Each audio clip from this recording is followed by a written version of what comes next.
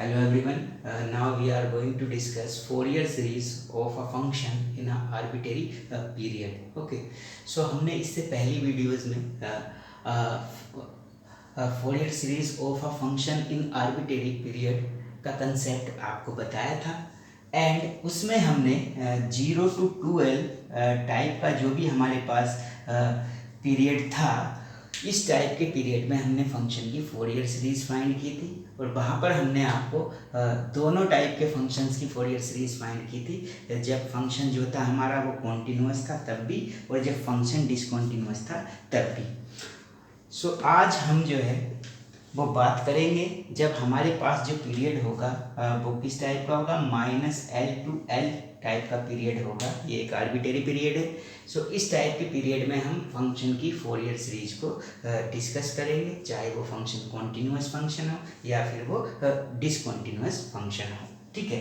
सो देखिए, इसका कंसेप्ट मैं आपको ऑलरेडी दे चुका हूँ पहले से। अब इस पर हम ये प्रॉब्लम सॉल्व करेंगे। ठीक है। सो देखिए, हमारे पास प्रॉब्लम है find the Fourier series to represent fx where fx equal to -a when x lies between -c to 0 and fx equal to a when x lies between 0 to c। ठीक है। सो इस तरह से ये डिसकंटिन्यूअस फंक्शन आपको given है fx। ठीक है, जो 0 पे क्या है, डिसकंटिन्यूअस है। अब इस फंक्शन की आपको फोरियर सीरीज फाइंड करनी है। ठीक है। सो देख लेते हैं कैसे हम इस फंक्शन की फोरियर सीरीज फाइंड करेंगे। सो देखिए, सबसे पहले हम देखते हैं जो हमारे पास इंटरवल है। सो इंटरवल क्या है, -c से c है आपका, क्योंकि -c से डिफाइन है और कहाँ तक, c तक। तो देखिए, इंटरवल जो आपके पास है वो है -c to c। सो ये किस टाइप का इंटरवल है, ये इंटरवल है आपका -L, इसकी आप कंपेयर कर सकते हैं। ठीक है। सो इससे आप अगर देखें तो इसमें L का वर्क कौन कर रहा है, C कर रहा है, यानी यहाँ पर जो L की वैल्यू होगी वो क्या होगी, C होगी। ठीक है। अब हम आपको -L to L वाला जो कंसेप्ट है वो ऑलरेडी बता चुके हैं। ठीक है। सो चलिए इस कंसेप्ट का यूज़ करके हम इस पर फोरियर सीरीज फाइंड करेंगे। ठीक है। सो देखिए, फोरियर सीरीज फाइंड करने के लिए आपको A0, an और bn, इन तीनों की वैल्यूज़ की नीड होती है। सो 1 by 1 हम तीनों की वैल्यूज़ को फाइंड करेंगे। सो सबसे पहले हम a0 की वैल्यू फाइंड करेंगे।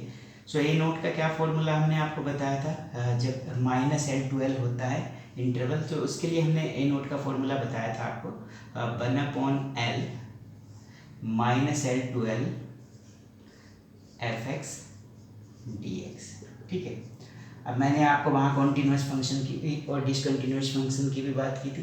तो देखिए, -L to L जो रेंज है, इसमें फंक्शन डायरेक्ट डिफाइन नहीं है। पहली बात तो L की वैल्यू हम पुट कर लेते हैं, C, L की वैल्यू है C, तो यहाँ पर आप C कर सकते हैं। सो 1/C -c to c fx dx। अब देखिए, ये इंटीग्रल आपको सोल्व करना है। सो a0 इक्वल टू 1/C। अब इस इंटीग्रल को देखिए, -c to c है, तो -c to c में फंक्शन सिंगल रेंज में डिफाइन नहीं है। सो ये आपका जो इंटीग्रल है इसे आपको ब्रेक करना पड़ेगा, 2 स्टेप्स में करना पड़ेगा। पहले -c to 0 है, सो -c to 0, और -c to 0 के बीच में फंक्शन की जो वैल्यू है वो -a है। सो fx के प्लेस पर आप -a पुट कर सकते हैं। प्लस नेक्स्ट स्टेप होगा आपका 0 to c, और इस बीच फंक्शन की जो वैल्यू है वो कितनी है, a है। तो यहाँ fx के प्लेस पे a हो जाएगा, तो ये dx। तो इस तरह से ये आपने -c to c इंटीग्रल किया 2 पार्ट्स में। ठीक है। एक बार -c से 0, फिर 0 से c। ठीक है। अब इस इंटीग्रल को सॉल्व कर लेते हैं, काफ़ी सिंपल इंटीग्रल है, 1/c, तो ये एज इट इज़ रहेगा। सो -a का इंटीग्रल होगा -ax, बिकॉज ये कांस्टेंट है। सो इस पर लिमिट हो जाएंगी -c to 0, प्लस इसका इंटीग्रल भी होगा ax, और इस पर लिमिट हो जाएगी 0 to c। ठीक है। अब इंटीग्रल हम कर चुके हैं, लिमिट्स को पुट कर लेते हैं। ठीक है। तो देखिए, पहले इसमें हम x के प्लेस पे 0 पुट करेंगे तो 0 आ जाएगा। जब आप x के प्लेस पर c पुट करेंगे -c, तो माइनस माइनस हो जाएगा प्लस, तो प्लस का मिलेगा ac, और आप लोअर लिमिट पुट कर रहे हैं इसलिए क्या आएगा, -ac। ठीक है। अब यहाँ पर आप क्या करेंगे, इस सॉल्व करने के लिए x के प्लेस पे c पुट करेंगे, सो ए सी, जब 0 पुट करेंगे तो 0 हो जाएगा लोअर लिमिट पे, और ये देखिए ए सी से ए सी कैंसिल हो जाएगा, तो यहाँ पर मिला 0, और 0 इंटू 1/c इक्वल टू 0। तो यहाँ पर ए नोट की वैल्यू आपको कितनी मिल चुकी है? 0 मिल चुकी है। ठीक है, तो हम ए नोट की वैल्यू फाइंड कर चुके हैं।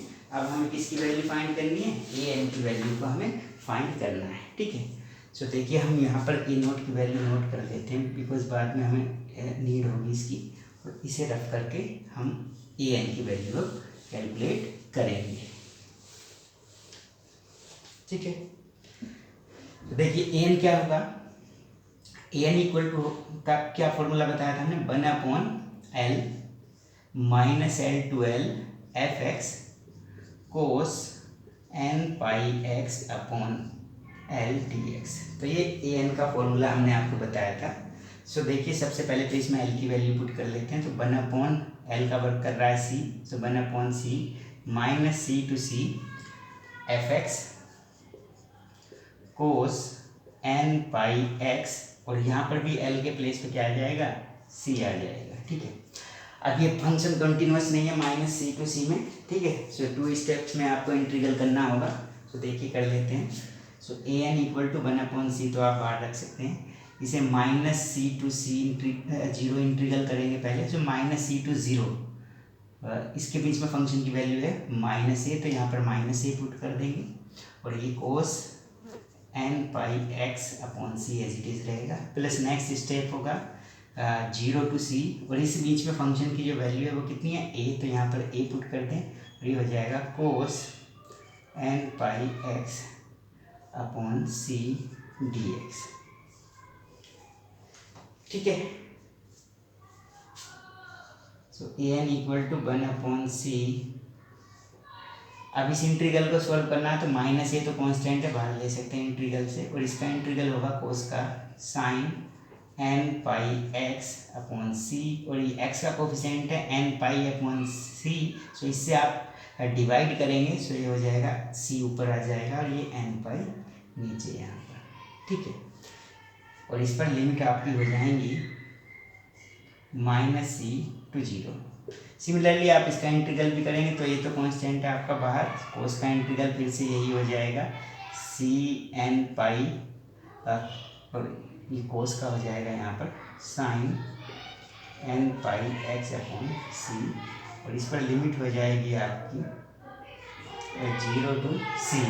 ठीक है, तो 0 टू C इस पर लिमिट हो जाएगी। अब देख लीजिए इंटीग्रल आप कर चुके हैं, लिमिट्स को पुट करना है। सो देखिए पहले 0 पुट करेंगे, तो 0 यहाँ पर पुट करेंगे तो साइन 0 0 होता है, तो फर्स्ट टर्म तो 0 हो जाएगी। जब आप -C पुट करेंगे तो यहाँ -C आएगा, C से कैंसिल, माइनस n पाई बचेगा, माइनस का बाहर आ जाएगा, तो साइन n पाई, साइन n पाई भी कितना होता है? 0। तो नेक्स्ट टर्म भी क्या मिलेगी आपको? 0 ही मिलेगी। इसके बाद यहाँ पर भी जब C पुट करेंगे तो ये भी 0, और 0 पुट करेंगे तब भी 0। तो यानी कहने का मतलब आपको ये जो दोनों टर्म्स हैं कितनी मिलेंगी? 0 मिलेगी। इसका मतलब ए एन की वैल्यू भी आपको क्या मिलने वाली है? 0 मिलने वाली है। ठीक है, सो ए नोट की वैल्यू आप पहले से ऑलरेडी फाइंड कर चुके हैं। ए एन की वैल्यू आपने अब कैलकुलेट कर ली है, वो भी कितनी मिली? 0 मिली। तो दोनों वैल्यूज़ को हमने नोट किया है यहाँ पर। अब हमें बी एन की वैल्यू को और फाइंड करना है, और उसके बाद हम फोरियर सीरीज फंक्शन की लिखेंगे। ठीक है, तो देखिए अब हम बी एन की वैल्यू को फाइंड कर लेते हैं।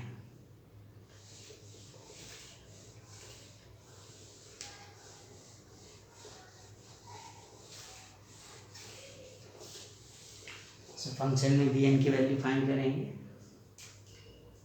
सो बी एन का क्या फॉर्मूला था? 1/L minus L/L f x into sine n pi x upon L dx। तो देखिए सबसे पहले तो आप L की वैल्यू पुट कर सकते हैं, बिकॉज आपको L क्या गिवन है? L की वैल्यू है C, तो यहाँ पर L के प्लेस पर C पुट कर दीजिए आप। So 1/C minus C to C f x sine n pi x upon C dx। अब डायरेक्ट -C टू C आप इंटीग्रल नहीं कर सकते, बिकॉज फंक्शन जो डिफाइन है आपका फिर से मोर देन 1 रेंज में डिफाइन है। तो आप इस इंटीग्रल को ब्रेक करेंगे 2 पार्ट्स में। 1/C तो पहले आप माइनस सी से ज़ीरो इंटीग्रल करेंगे, और माइनस सी टू ज़ीरो के बीच फंक्शन की वैल्यू कितनी है, ए। तो यहाँ एफ एक्स की वैल्यू हो जाएगी माइनस ए और ये sine n pi x upon c as it is रहा, प्लस अब आप जीरो से सी इंटीग्रल करेंगे। सो जीरो से सी के बीच फंक्शन की वैल्यू है ए, तो यहाँ पर ए पुट कर सकते हैं, और ये हो गया sine n pi x upon c d x. ठीक है भाई। अब देखिए B n equal to 1/c। अब माइनस ए तो कांस्टेंट है, बाहर ले लीजिए। साइन का इंटीग्रल जो करेंगे आप तो वो कितना होगा, माइनस का कोस होता है, तो माइनस माइनस यहाँ पर प्लस हो जाएगा, कोस एन पाई एक्स अपॉन सी, और जो एक्स का कोफिशिएंट है एन पाई अपॉन सी, इससे डिवाइड भी करेंगे आप इंटीग्रल में, तो यहाँ पर सी अपॉन एन पाई मिलेगा, और इस पर आप लिमिट पुट कर सकते हैं माइनस सी टू जीरो। ठीक है। तो देखिए फर्स्ट स्टेप का आपने इंटीग्रल किया, जो फर्स्ट टर्म है। ठीक है। अब सेकंड टर्म का इंटीग्रल करेंगे आप, तो यहाँ पर देखिए ए क्या है, कांस्टेंट है, और साइन का जब इंटीग्रल आप करेंगे तो साइन का इंटीग्रल नेगेटिव होगा, तो ये प्लस माइनस कर सकते हैं आप, कितना हो गया, कोस एन पाई एक्स अपॉन सी, और एक्स का जो कोफिशिएंट है वो क्या है, एन पाई अपॉन सी। तो जब एन पाई अपॉन सी से आप डिवाइड करेंगे तो सी तो नोमिनेटर में जाएगा और एन पाई डिनोमिनेटर में, और इस पर आप लिमिट यूज कर सकते हैं 0 to c। ठीक है। तो दोनों टर्म्स में आप इंटीग्रल कर चुके हैं। ठीक है। अब इंटीग्रल कर लिया आपने, अब आपको जो लिमिट्स हैं वो पुट कर देनी है और बी एन की वैल्यू को कैलकुलेट करना है। ठीक है। तो चलिए अब हम लिमिट्स को यूज़ कर लेते हैं। So b n equal to 1/c। देखिए पहले ज़ीरो पुट करेंगे हम यहाँ पर, तो ये ए सी अपॉन एन पाई, और जब यहाँ जीरो पुट करेंगे तो ये हो जाएगा कोस जीरो, ये टोटल कोस जीरो हो जाएगा यहाँ पर, बिकॉज सी ट्रायंगल में तो जीरो होगा, कोस जीरो 1 होगा, तो ये मिलेगा आपको ए सी अपॉन एन पाई। जब आप लोअर लिमिट पुट करते हैं तो माइनस यूज करते हैं, और जब यहाँ पर आप पुट करेंगे माइनस सी, तो देखिए सी से तो सी कैंसिल, ये हुआ माइनस एन पाई, और कोस माइनस थीटा क्या होता है, कोस थीटा होता है, यानी नेगेटिव को वो एडजस्ट कर लेता है प्लस में। ठीक है। तो यानी कोस एन पाई बचा, और कोस एन पाई की वैल्यू कितनी होती है, -1 to the power n, और भाई ये भी तो बचेगा साथ में, तो ये ए सी अपॉन एन पाई। ठीक है। तो ये लिमिट्स आपने इसमें यूज़ कर ली। अब देखिए सेकंड टर्म में यूज़ करनी है। देखिए जब आप ये सी यहाँ पर यूज करेंगे तो सी से तो सी कैंसिल, ये बचा आपका ए सी अपॉन एन पाई, और ये बचेगा एन पाई, तो कोस एन पाई होता है -1 to the power n, और ये माइनस अंदर जाएगा तो टर्म्स कैसी आएगी, नेगेटिव की। जब आप जीरो पुट करते हैं तो बीच में लोअर लिमिट का माइनस होता है यहाँ पर, और ये माइनस, तो वो टर्म कैसी हो जाएगी, प्लस की, बिकॉज लोअर लिमिट का माइनस, और ये उसे कैसा कर देगा, प्लस कर देगा। अब जीरो पुट करते हैं तो यहाँ से मिलेगा ए सी अपॉन एन पाई, और ये कोस जीरो कितना बन गया, 1 बन गया। ठीक है। तो इस तरह से आपने दोनों टर्म्स पे लिमिट्स को अप्लाई किया। ठीक है।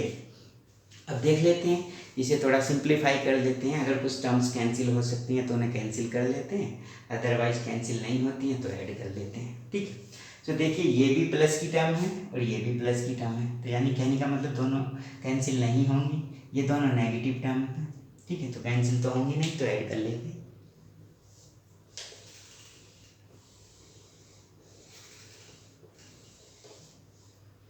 तो देखिए हमने बी एन को फाइंड कर रहे हैं, तो ये हो जाएगा ए सी अपॉन एन पाई, ए सी अपॉन एन पाई, तो कितना हो गया, 2ac अपॉन एन पाई। ये भी 1 है और ये भी 1 है, तो ये हो जाएगा -2ac into -1 to the power n upon n pi. ठीक है। और थोड़ा सिंपल कर लेते हैं, कुछ कॉमन आ सकता है तो उसे कॉमन भी ले लेते हैं। तो देखिए दोनों से कॉमन आएगा 2ac 1/c, तो एज इट इज, यहाँ से कॉमन आया 2ac, और ये डिनोमिनेटर से कॉमन है एन पाई, तो यहाँ पर बचा 2ac अपॉन एन पाई, पूरी टर्म कॉमन आ गई तो 1 बचा। यहाँ पर ये 2ac एन पाई कॉमन, तो यहाँ पर बचा -1 to the power n। अब देखिए c से c कैंसिल कर सकते हैं आप, तो बी एन की जो वैल्यू आएगी वो मिलेगी आपको 2a upon n pi into 1 minus minus 1 to the power n. ठीक है, तो ये बी एन की वैल्यू आपको मिल चुकी है।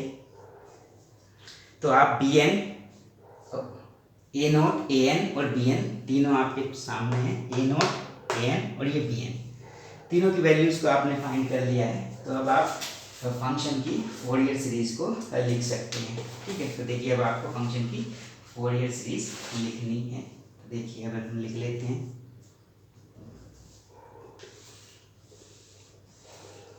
ताकि इसे मैं यहीं पर छोड़ता हूँ बिकॉज बी एन को यूज़ करूँगा। सो अब लिख लेते हैं द फोरियर सीरीज इज, तो फोरियर सीरीज क्या होती है? आर्बिट्रेरी पीरियड के लिए माइनस एल टू एल की फॉर्म में जब भी आपको इंटरवल गिवन होता है तो फोरियर सीरीज होगी a naught by two plus summation n varying from 1 to infinite a n cos n pi x upon l plus summation n varying from 1 to infinite b n sine n pi x upon l. ठीक है, तो ये Fourier series होगी। अब इस series में आपको a naught, a n और बी एन की वैल्यू को पुट कर देना है। तो देखिए f x equal to a naught आपका 0 है तो यहाँ पर 0 पुट करेंगे, 0 बाई टू 0। ए एन भी कितना है आपका 0, तो ये टर्म भी कितनी हो जाएगी 0 प्लस बी एन, यहाँ पर plus summation n varying from 1 to infinite. B n की वैल्यू पुट करनी है, ये बी एन की वैल्यू आपके सामने 2a upon n pi 1 minus minus 1 to the power n into ये हो जाएगा आपका sine n pi x upon l, और एल का वर्ग क्या कर रहा था क्वेश्चन में? सी कर रहा था, तो यहाँ पर सी हो जाएगा। ठीक है, अब देखिए और थोड़ा सिंपल और थोड़ा सीरीज को सोल्व कर लेते हैं, मतलब एक्सपेंड करेंगे फंक्शन को। अब ये तो समेशन की टर्म में, तो देखिए इसमें से आप क्या ये एन, ये 2a और अपॉन पाई ये कॉमन ले सकते हैं, मतलब बाहर ले सकते हैं 2a अपॉन पाई। तो यहाँ पर बचेगा आपका n varying from 1 to infinite 1 minus 1 to the power n upon ये n into sine n pi x upon c. ठीक है, अब सीरीज को ओपन कर देना है। तो ओपन कैसे करेंगे? एन जो है वो 1 से इनफाइनाइट तक जाएगा, मतलब आप एन के प्लेस पर 1 2 3 4 5 ये वैल्यूज पुट कर सीरीज की टर्म्स फाइंड कर सकते हैं। तो देखिए फर्स्ट टर्म के लिए आपको एन के प्लेस पे क्या पुट करना होगा? 1। तो देखिए 1 पुट करेंगे, देखिए जब 1 पुट करेंगे तो माइनस यहाँ पर 1 है, minus 1 to the power n के प्लेस पर 1 और अपॉन में 1। तो ये देखिए 1 माइनस माइनस कैसा हो जाएगा? प्लस। सो कितना बचा? 1 अपॉन 1, तो ऊपर बचा प्लस का 1 बचा आपका। ठीक है, तो प्लस का 1 बचेगा, ये सॉरी ऊपर जो है ये आपका 1 minus 1 to the power 1 upon 1। तो देखिए 1 ये माइनस माइनस प्लस 1 अपॉन ये हुआ 2, तो यहाँ पर ये जो टर्म मिल रही है आपको 2 मिली। ठीक है, तो ये हो जाएगा आपका 2 अपॉन ये 1 साइन, यहाँ पर दिया एन के प्लेस पर 1 तो पाई एक्स अपॉन सी। जब आप 2 पुट करेंगे एन के प्लेस पर, तो यहाँ पर जब 2 पुट करेंगे तो माइनस 1 टू द पावर 2 जो होगी वो प्लस मिल जाएगा आपका, प्लस का 1 और 1 माइनस प्लस, ये देखिए ऐसे 1 माइनस 1 टू द पावर 2। तो ये मैंने ये एक्सप्रेशन लिखा है, कौन यहाँ पर 2 आएगा। तो देखिए 1 ये माइनस 1 टू द पावर 1 कैसा होगा? प्लस का 1 मिलेगा, तो इस बार 1 से 1 कैंसिल, तो ये टर्म कितनी मिलेगी? 0। तो कहने का मतलब जब भी n जो है यहाँ पर इवन नंबर होगा तो ये टर्म जो क्या है वो 0 मिलेगी। तो n इक्वल टू 2 पर जो टर्म मिलेगी वो 0 मिलेगी, तो उसे आप छोड़ सकते हैं, 0 प्लस करने से कोई फ़ायदा नहीं। तो अब आप n के प्लेस पर 3 पुट करेंगे तो फिर से इसकी वैल्यू मिलेगी 2, तो 2 अपॉन यहाँ पर n के प्लेस पर 3 साइन ये n के प्लेस पर यहाँ भी 3 पाई एक्स अपॉन सी। इसके बाद 3 के बाद 5 पर मिलेगी वैल्यू, तो वो डायरेक्ट लिख सकते हैं आप, कितना आएगा 2 upon 5 sine 5 pi x upon c and so. ठीक है, सो ये आपने n की वैल्यू पुट कर दी, और थोड़ा सा आप सोल्व कर सकते हैं इसे।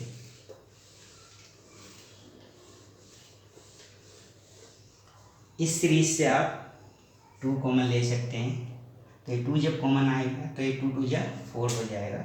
सो एफ एक्स इक्वल टू मिलेगा आपका 4a/पाई, यहाँ पर मिलेगा आपका 1/1 साइन पाई x/c, फिर मिलेगा 1/3 साइन 3 पाई x/3 प्लस 1/5 साइन 5 पाई x/5, ठीक है। सॉरी ये तो सी होगा, ठीक है, ये एन के प्लेस पे ही तो पुट किया, तो इस तरह से आपको ये सीरीज मिल जाएगी, ठीक है। सो देखिए ये आपकी फोरियर सीरीज फंक्शन की आ चुकी है, ठीक है। सो आपने क्या किया, आपकी जो प्रॉब्लम थी वो प्रॉब्लम किस टाइप की थी कि आपको फोरियर सीरीज फाइंड करनी थी, और जो उसमें इंटरवल गिवन था वो किस टाइप का इंटरवल था, -L to L टाइप का इंटरवल था, और फंक्शन कैसा गिवन था आपका, डिसकंटिन्यूअस फंक्शन गिवन था आपको, ठीक है। तो इस तरह से आप -L to L arbitrary period के लिए किसी फंक्शन